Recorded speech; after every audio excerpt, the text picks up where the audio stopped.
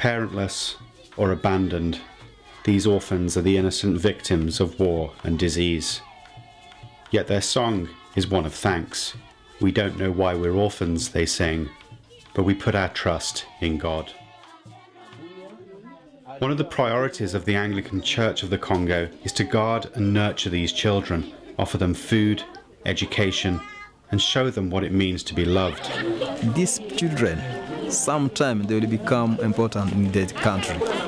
When they will grow, they will help the government. Through that life, they will know what they can do in their future. That is why we can't leave them, we can't abandon them.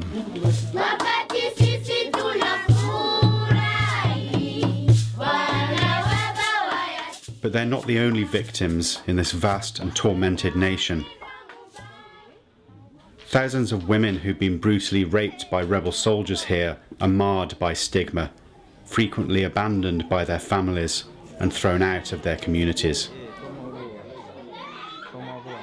Some of the women become pregnant or find themselves infected with HIV.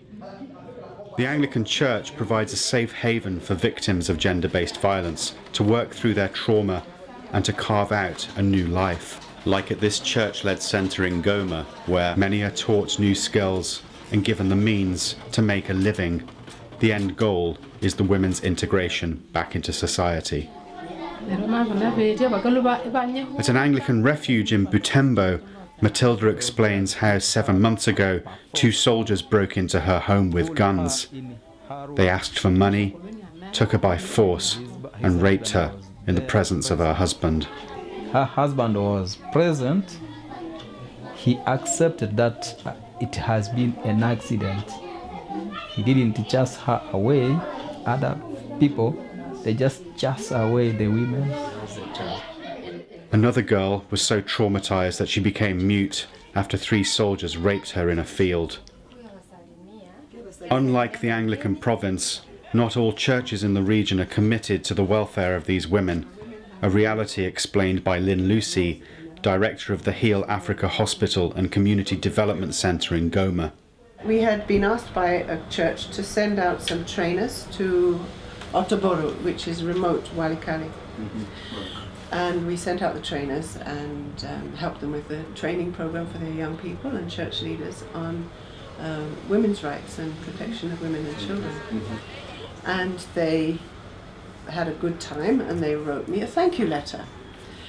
Remerciement et encouragement. Thank you for this seminary, this training program with the young people. And then he says this: 2 important realities met strong opposition among our adult leaders. The fact that you should not marry girls who are under 18. They didn't like that teaching. And listen to this one. Et l'interdiction aux églises d'excommunier les femmes violées. In other words, the church that should be helping them and comforting them is throwing them out because they've been raped. Lynn also relayed how some churches force widows, who are considered outcasts in many Congolese communities, to face the wall during worship. The Congo is a vast fertile land rich in minerals and natural resources. It should be among the wealthiest nations of the world, but it's not. It's actually the poorest, according to the World Bank and International Monetary Fund.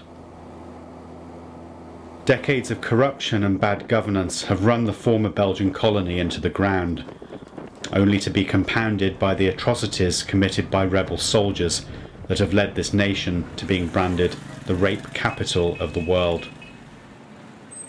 The 1998 to 2003 war claimed more than 5 million lives and was fueled largely by a scramble for the country's mineral wealth.